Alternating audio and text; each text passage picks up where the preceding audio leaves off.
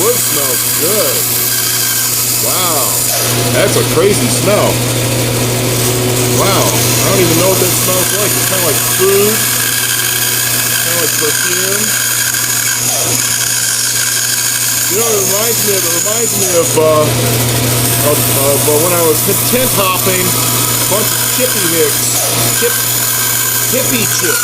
It smells like the inside of a tent where a hippie chick has been hanging out, rubbing herself down with patchouli, maybe burning one, lighting a little incense to camouflage it. Yeah, it's got a really peculiar smell, guys. Wow. Alrighty then. I wonder how toxic it is. I wonder. Speaking of toxicity, I'm going to turn on the dust collector for this next operation. I don't need to be breathing this. No, sir.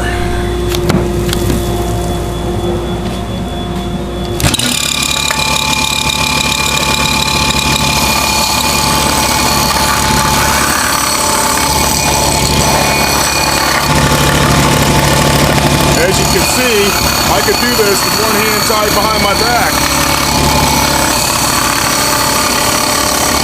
Man, ambidextrous. I have a prehensile tail, but it embarrasses me, so I don't use it.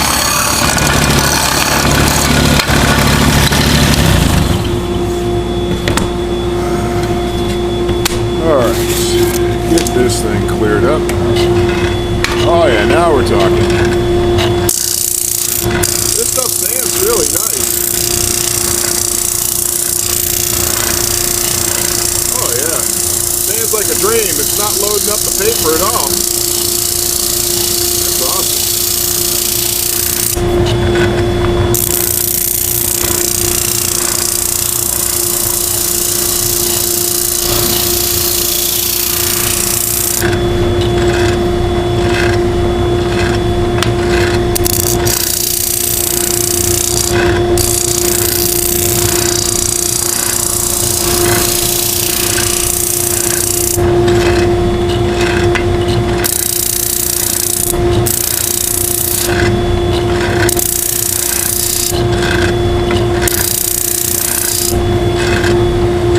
Needs to wipe her butt, man.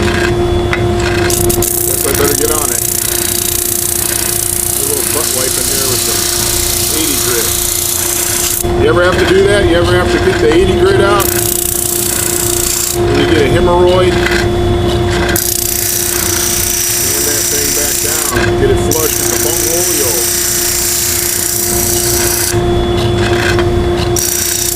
Yeah, she got a little something by her mouth too. What you been doing? 2 girls, 1 cup type action? What's up with that? There's no boo with that.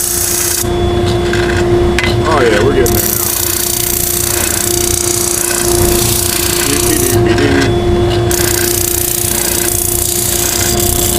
Yeah, that's a very nice. Now for the crowning of touch. Do a little hand forming. Oh yeah, getting the hand forming down. Look at that orange stuff coming up of there, huh? It's good enough for me. And then I gotta trim it on the table saw. These are one thing after another. I tell you, Rosanna there, my grandma used to tell me, man, if it's not one thing, it's another. If you ain't got sand in your shorts, man, maybe you got sunburn on your crotch. Let me show you how I do this, man. Got nothing to fear. Except abject poverty. Scumbags ripping me off. Other than that, got nothing to fear, man. Don't want to come up past it. It's still a smidge. Okay, there you have it, sir. I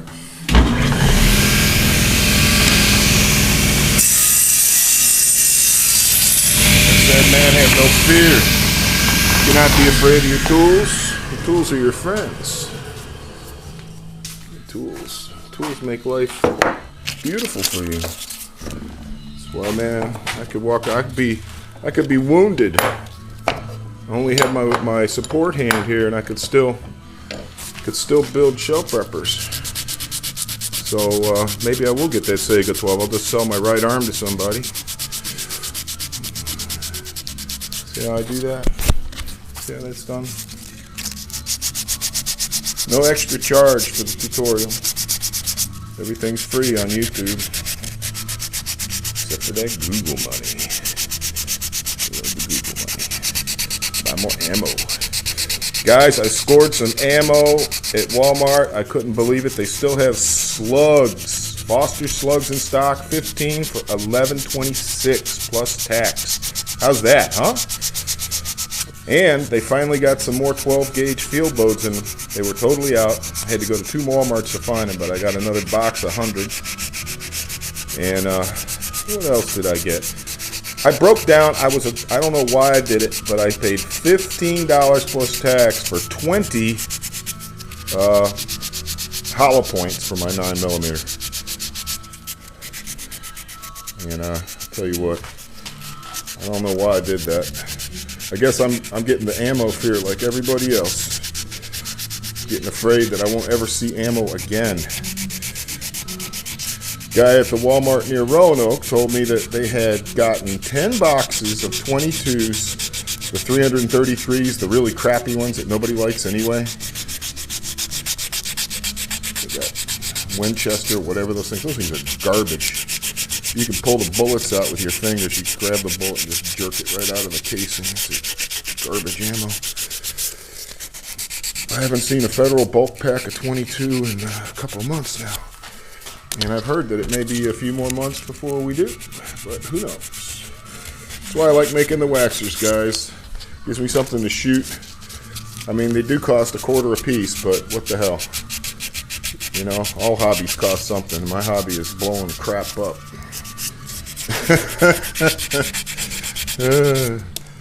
See how that helps me, having something that I can hold it with? You guys should think about that. Next time you're working on something, instead of holding it in your hands, get something to hold it for you. Then you could post a video like me. Get some of that Google money. Shit, I'll tell you what, man. That cracks me up. I'm a goddamn YouTube partner. Been sworn to secrecy. Nobody in the Google Money Club is supposed to talk about Google Money Club. Guys, don't get too excited. Don't get too excited about Google Money. Not unless you're Ray William Johnson head. Maybe with 1.5 million fake subs. Picked up on every blog. Some college kids watching. You'd be set for life. But I often wonder why that Gangnam video was never monetized. That guy could have made some serious coin off that, man. What was that, like 90 million hits or something on that thing? So you can see this Padauk, as you sand it out, man, it really starts getting something going. You see it? Isn't that something? And where you really can tell, if you're ever curious about what your wood's going to look like, is it going to look good or whatever, this stuff sands like a dream. Turns your hands completely orange. Is you take a little bit of water. You could use saliva, but it's a contaminant, right? So just use a little bit of water, or alcohol is even better if you have it. And you just rub it down. Rub it down with some water. It'll make the grain pop back up, so you have to sand it again. But you can really see what it's going to look like. You see how that's going to look, guys? See the difference in tone? See how rich it becomes? It goes from an orange to a deep, deep brown. And I've noticed the interior cabins of a lot of little motor yachts that I worked on. The varnish, I mean the stain that you'd have to use to make new veneer match old veneer had to look basically bright orange. You had to, because there's something about the way the wood oxidizes. All these woods that are iron-bearing woods like this, teak, and all that. They Sapelli, Afromotion, stuff like that. It oxidizes in the sun almost like a photographic plate. Pretty crazy. By the way, in the background, you're listening to me and my buddies jam out at somebody's house. That was a long time ago, man. I used to work with these guys at a construction crew building mansions on Smith Mountain Lake. We'd do boathouses too if we were busy. Weren't busy, I mean, we'd be doing docks and decks and whatever the hell he could find us. But beautiful 16,000 square foot homes and whatnot. He was a very high-end contractor. I enjoyed his company.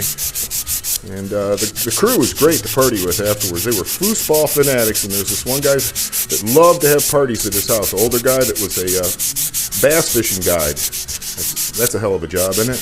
That's like a dream job right there. And so he would have us over, and he would make food, and we'd bring the booze, and real musicians would show up, not just us. But guys that would play clubs and stuff would show up for the booze and the food, and sometimes it was girls.